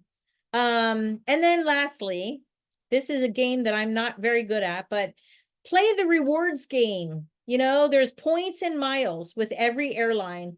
And you can use those miles and rewards to upgrade seats, purchase better seats, and also purchase your whole ticket. And if you're savvy and you take the time to gain an education and play your cards against each other, you can really reap the benefits. I'm getting good enough to get one business class seat for no money each year. That's my goal, was one business class seat round trip each year. And I've been able to do that playing this little rewards game. So, you know, if you don't have a card that gives you rewards and you're traveling in 2027 or 2026, and that's your goal to do that, I can help you, or you can Google or watch YouTube videos on which cards to open, which ones give you the best bonus miles, which ones give you the best transfer points. But it's a game that you have to be savvy with because it's changing all the time. But if you do it and you commit to putting all your expenses on a certain card for this month or next month or whatever, it really does pay off. So just be mindful of that. Safety. This was a question, and it had kind of 3 tiers. But what do we do with accidents on tour? Well, we've had accidents on tour. Luckily, you know, knock on wood, not tremendously terrible accidents, but we've had fractures, we've had people fall, we've had people need to stay back, go home, and do things of that nature. And I think Malin spoke to this, and I'm not going to get into it because I think she gave me more of a testimonial than I can give myself, but we are there for you. We are there for you. We make sure that you get the treatment you need. We make sure you get on flights to get home. We make sure to follow up to help you get the insurance claims necessary to get reimbursed. So just be mindful of that. Safety in terms of on tour safety, you know, it's so important to be travel savvy. Pickpockets are the most prominent thing on tour to be mindful of, and for safety issues. I would just say, you know, keep your valuables out of your pockets. Don't use hanging bags, use a money belt, use a fanny pack that cross bodies, make sure everything is in front of you, put your backpack in the front of you. We just spent time in Buenos Aires, and they just, you walk around Buenos Aires and everybody's got their backpack in front of them. It's just what they do. And it's what they do to protect themselves, and it works. So, so just be mindful of that. Big cities, you know, Rome, Buenos Aires, Madrid, Paris, London, all of those big cities. Be more mindful. Be more mindful. Stay with your group. Don't stray away. Try not to keep your cell phone in the air all the time, taking pictures and videos. It's really easy to snatch a cell phone that's in a hand that's this far away. I've been using, and I know a lot of the travelers have been using the neck list, we'll call it, that holds on to the phone so it doesn't quickly get snatched or fall or any of those things. Those are all good. I talked about insurance for a second. I'm going to talk about it for a minute more. Travel insurance is complicated, but it's one of those other things that I will say that I'm pretty savvy on, and I'd be happy to help you walk through. But in the case of something that goes wrong, you know, travel insurance is highly, highly, highly recommended. I would say 98% of the people who travel with me travel with travel insurance, and it's for good reason. Trip cancellation and interruption. People don't think about it. It happens all the time. So you might say, oh, I don't need travel insurance. I know I'm going to go. I know I'm going to go. That's what I always hear. I know I'm going to go. Well, what happens when your trip is interrupted, when you lose 3 days because of something or another? What happens if there's a medical emergency at home that has nothing to do with you, or you have to be evacuated for some reason? Lost or stolen or delayed luggage. Your flights are canceled or delayed. your activities are canceled or something happens. And then there's just peace of mind, knowing that you're covered lets you travel with confidence. It reduces the stress involved in all the what ifs that go on in your brain. It especially is important if you have an expensive trip, which most of these international trips are. And many of them have non-refundable bookings. And as you get closer and closer to the trip date, it becomes more and more important because your investment has grown. And the more your investment grows, the more your coverage should be there. I use Allianz as my preferred provider. It's a great provider. They offer both trip insurance and annual protection. Many of my travelers have changed over to an annual plan to cover all of their travels as opposed to just trip by trip.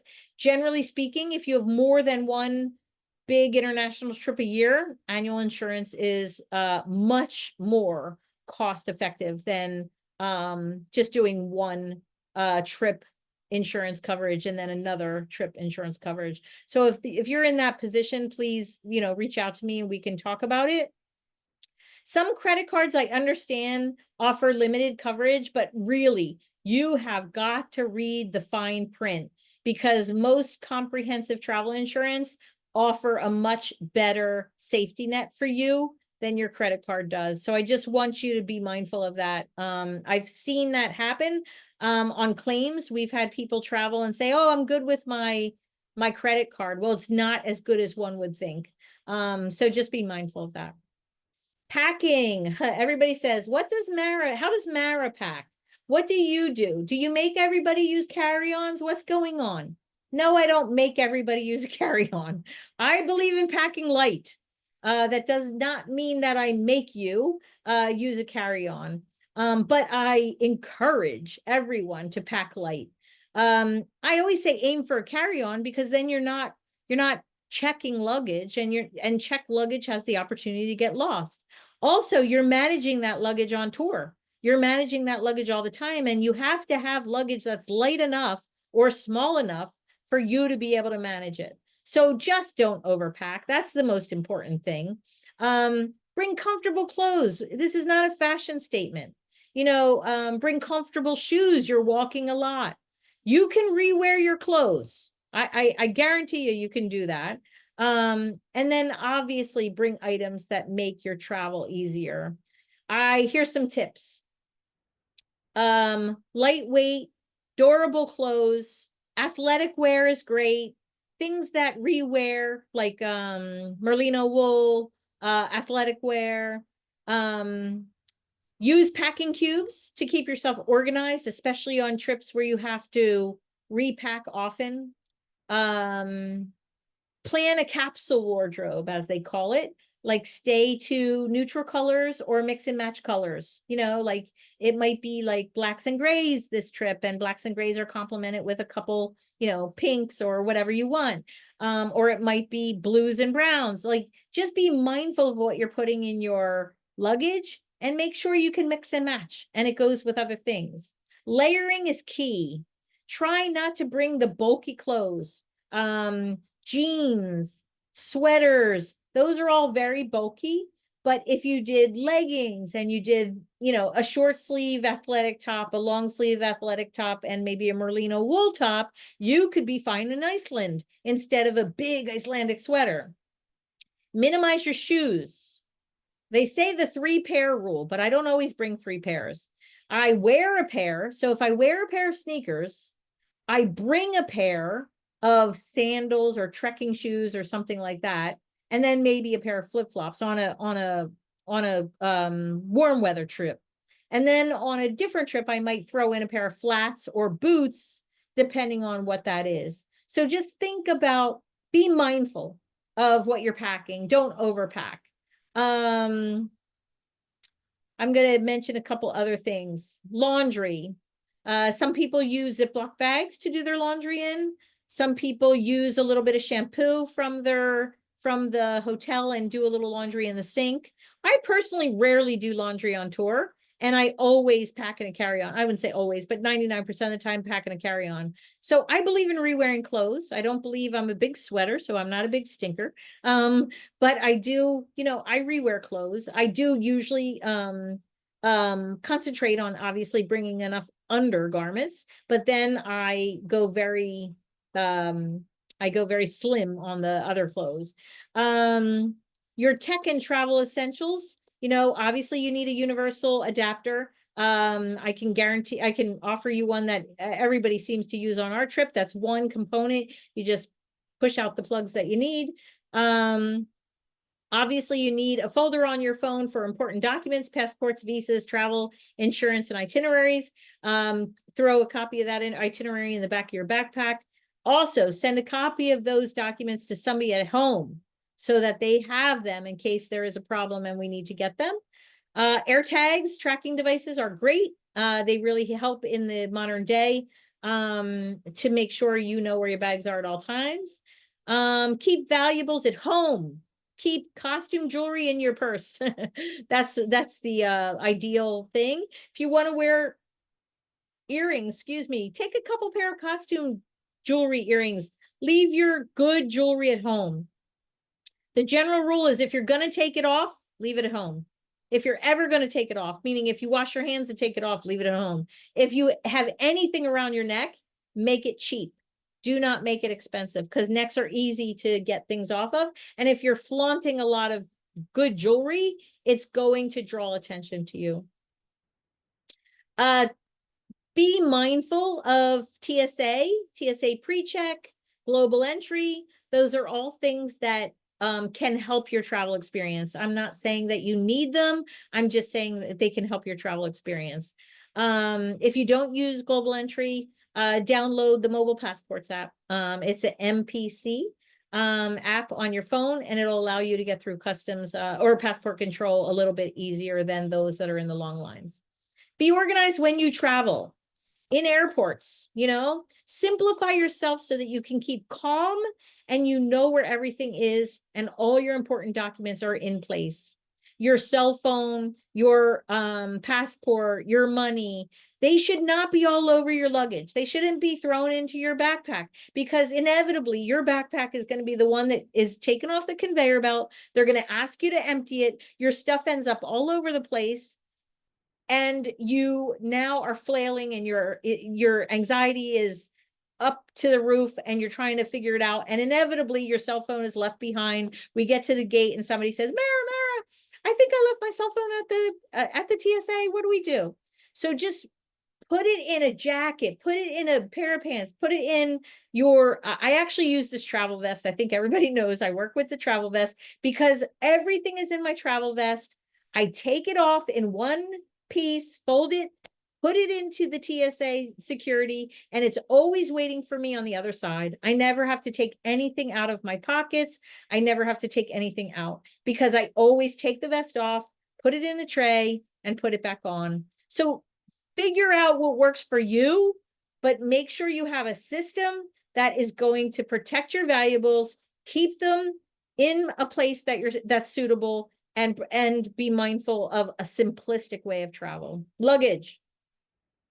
Minimize your luggage. I can't say that enough. Minimize your luggage.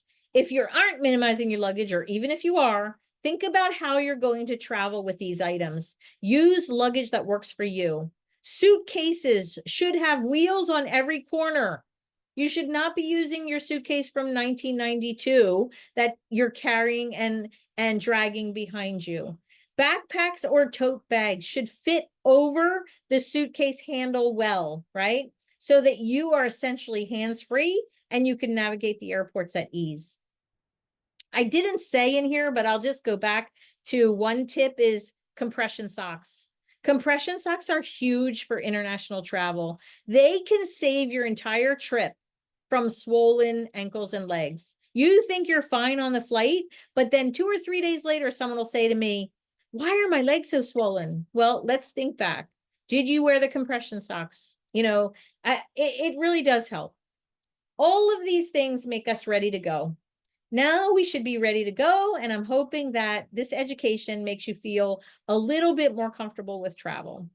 The challenges of travel and navigating unfamiliar places, dealing with delays, packing, adapting to a rigorous tour schedule make the rewards even sweeter. I always say that, you know, without all these issues, would it feel so great? Yes, it would. This is what makes it so wonderful, is because we know it's not easy. It's not easy to travel. Overcoming obstacles makes the experience more meaningful. And those little victories, like packing for a 21-day trip in a carry-on, climbing up to the top of a waterfall that was 421 steps, that adds to the adventure. If everything were effortless, would it still feel so exciting? I doubt it. The effort makes the memories even richer and the stories even better. So let's get ready to travel. Where are we going? Okay, so I know a lot of these say full. There are wait lists. You can ask to be on the wait list. In my website, if you go down on escorted tours, all of these tours are listed. You can click on them, see a brochure, and click on the button to get on the wait list or to sign up. These are the tours we have left for 2025. Costa Rica's not on here because we're about to depart. But we have Castles and Tulips going off in April. That's a river cruise with a land tour on it. So it's river cruise and land tour. These two, the next ones, London, Paris, Switzerland, it's a Europe trip, and Peru. They are designed for adolescent travelers. We are about split. You know, we have adolescents on there and we also have adults on there. But the main thing to realize with these trips is it's faster pace. And I know a lot of you that do my adult trips go, oh my God, how can it be faster pace than that? It is. It's faster pace. It goes from morning till end of night without returning to the hotel. They are very action packed. Those trips are 3-star as opposed to 4-star. They do include breakfast and dinner as opposed to just breakfast and some lunches or dinners. Those are great groups right now. They're great for families. They're great for mother and daughter. They're great for father and daughters. Those are great. So if you're looking if you have that scenario and you want to travel with an adolescent, or you're even a solo traveler and want to travel with adolescents, they're a great option that are still out there. They're obviously cheaper because of their 3-star capacity as well. Then we have the safari with the gorilla trekking.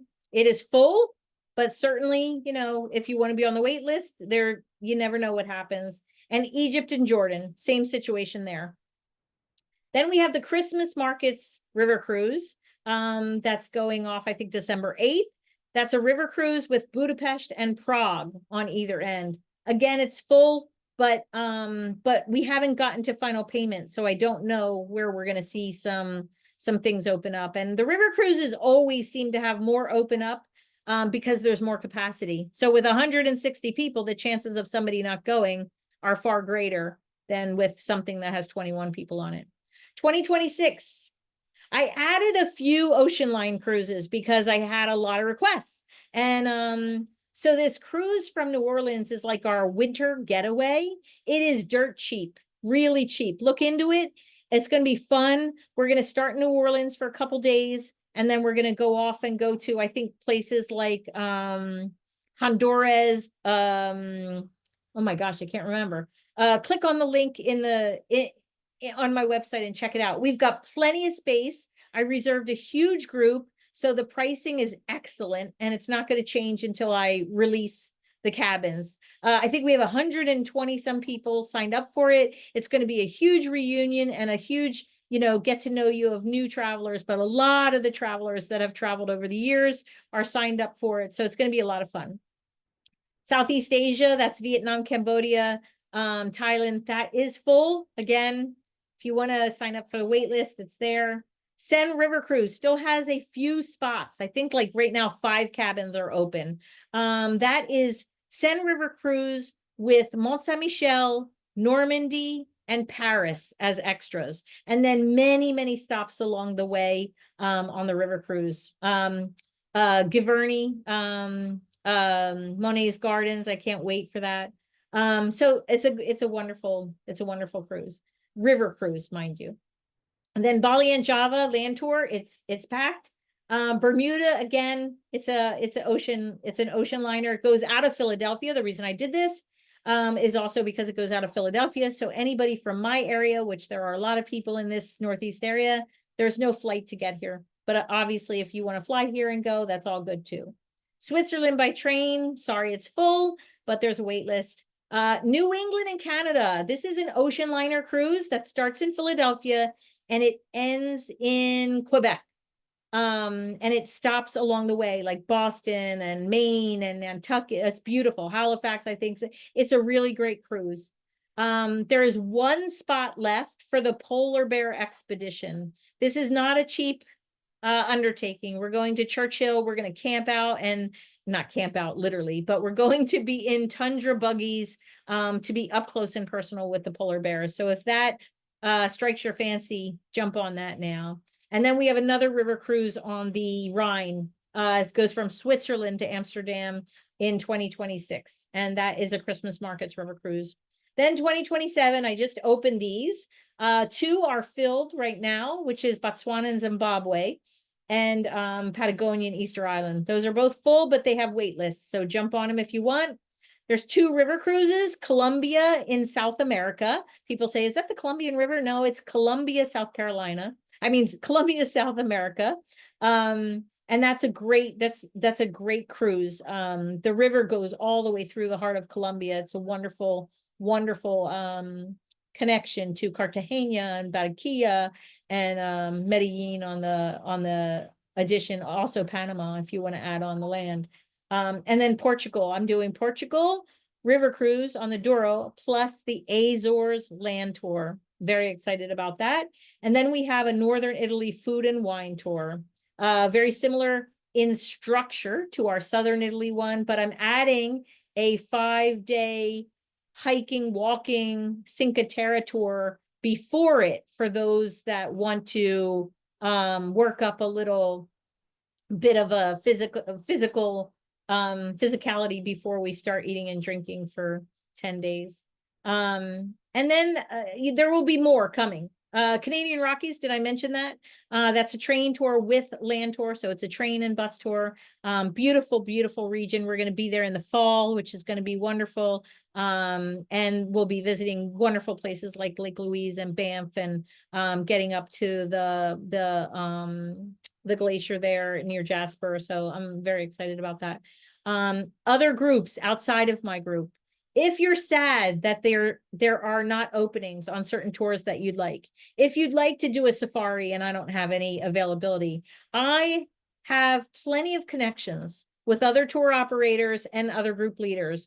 I can connect you, and I have connected many of you with other groups to go with. So be mindful of that. Reach out to me if you want to connect with another tour operator or another cruise. If you wanted to do the Burgundy, the Burgundy region of France, but I'm not going there this year, I'll find somebody who is, and I'll get you hooked up to it. And then of course, I can design the perfect itinerary with you for family, friends, or even if you're going solo that don't involve group travel. So I know this has been long, I'm sorry, but it was like a catch-all for everything. And I'm going to go to questions, and I just ask people to add their questions. I'm going to kind of go through the questions that have been added and skip over the ones that I feel like are done. But why does a solo traveler pay more and get a smaller room? Well, because 2 people in a room brings twice the income. The smaller room for a solo traveler is not half the room size. It's just a financial understanding of, obviously, every tour operator and cruise company wants to make the most per square foot, and they can't do that if they allow singles. So do you recommend getting global pre-check? I recommend getting global entry if you are a frequent traveler. Some of your credit cards will allow you to have global entry as a bonus. You should look into that right away. A lot of them have global entry as a bonus. If you're getting a new credit card to play the credit card game for rewards, make sure you're getting one that offers that as a bonus. If you travel more than, say, 3 times a year, I think global entry is very, very useful. If you travel once a year, TSA pre-check might be very useful.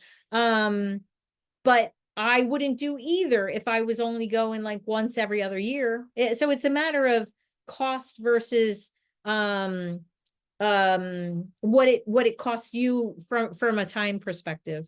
Because obviously the lines are longer if you don't have global entry, and if you have TSA pre-check, you're getting through quicker. So it's a judgment call from your own perspective, I think. How early can you renew a passport before it expires? Anytime. You can renew it at any time. Does getting the insurance always get the full amount back if canceled? It depends what you're canceling for. If you cancel for a covered reason and your insurance covered the full amount, so you have to buy an insurance that has full coverage and you have to cancel for a reason. Like, for example, there was a death in my family. I got hurt. Somebody in my family needs my care, and I'm the only caregiver. There was a cancellation because of the tour operator, something of that nature, then yes, it is covered the full amount because you've gotten that full coverage. So for example, somebody who has annual insurance and they have annual insurance that covers $7,500, and you just lost a tour because you had to cancel because there was a death in your family and your tour was $6,800. Yes, it's going to cover it all. On the Norwegian cruises, will you be planning excursions? The cruise line gives us so many excursions, but we will do things as a group. I don't know what they look like yet because we're quite a bit out, but we'll be going with the cruise line excursions, or I recommend using the cruise line excursions because they can never leave you at the dock if you're on one of their excursions. But if we plan our own excursions and something were to happen, they can leave us at the dock. So I always encourage people to make their excursions through the cruise line. But I will be mindful of our group and kind of, suggest what we can do together and things like that.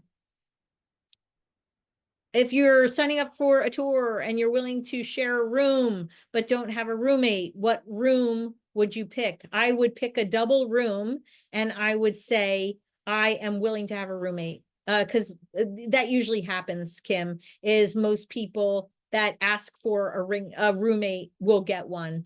But for example, if you're signing up for a single right now and you have the single and you're not sure if you have a friend that's going to join you, the single is the better one to get. If you're on the wait list for a single, then it's better to sign up with a roommate because you're going to move up the double wait list, or there's a spot in a double quicker than being on the single wait list. So anyway, individually, just ask me which one is better for which tour, and then we can talk through it. Also, can we chat about being...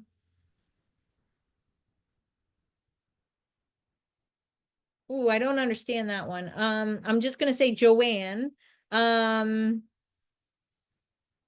I can speak with you offline, or I can speak with you tomorrow or the next day, because I'm not exactly following the questions. How many people are on each tour? I'm sorry. I tried to give you ideas of what that looks like. Usually my land tour, and it depends on the destination, but some destinations only take 21, like exotics. They only take 21, 24, where other like European countries like Ireland or England or something, they might take 40. So it really depends on the tour, what is the maximum amount of people, but I'm happy to tell you what they are for each of the tours, and go with that. How do I sign up for a wait list? Go to the website, Girl Travel Tours, click on escorted tours, and then go down to the tour and follow the links and you'll get there. Yes, anonymous person, you can sign up for the waitlist of Switzerland by train by doing the same thing. What is global entry? I'm asked. Global entry is a pre-screening which allows you to go through passport control without a line. So essentially you walk up to a screen, put your face in there, your face takes a scan, the computer takes a scan of you and you walk through and the gentleman at passport control says, welcome home, Marah, and you're home free. You don't take out your passport. You don't wait in a line. It's a very nice way to get through passport control. And then you go right into collecting your luggage if you checked, or if you didn't, you're out the door. So it's really nice. Okay, let's see about the chat and see if there's any questions in this. Sorry, I know I'm going later than I wanted to, but I figured it was going to be a long time. When will the Zoom call be for the castles and tulips? Usually about 2 months out, which is now. I am scheduling it probably for as soon as I return from my next trip. And I'll get on that with you guys. But I have that one and another one that I'm scheduling. So I'll send you a save the date for that. Will you do a Panama Canal tour? Well, that's funny. We have a Panama extension to our Costa Rica trip, which we're going on next week. We also have a Panama extension to the Colombia trip. That's the Columbia River Cruise.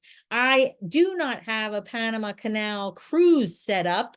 And quite honestly, don't know that I will be doing just that, because I have it as an add-on to two other trips we have. Prior to the Churchill tour, oh, I need your help with this, Derek. I know you're from that area. I was just looking up these things actually and I'd love to talk to you about it offline. But yes, we will want to take the journey to Churchill at the zoo in Winnipeg. And there's some other things that I saw in that area too that I'd like to talk to you about to see if it's worth it for us to do that. Marnie just signed up for New Orleans. Great. Another friend. We'll have a ball. Oh, that's nice. Somebody said that they were just lucky enough to start their birthday year in Machu Picchu. It's a fabulous trip and I look forward to it. Let me tell you, that was one of those trips that was canceled on us 3 times, COVID, and civil unrest. So we are waiting to go to Machu Picchu at this point.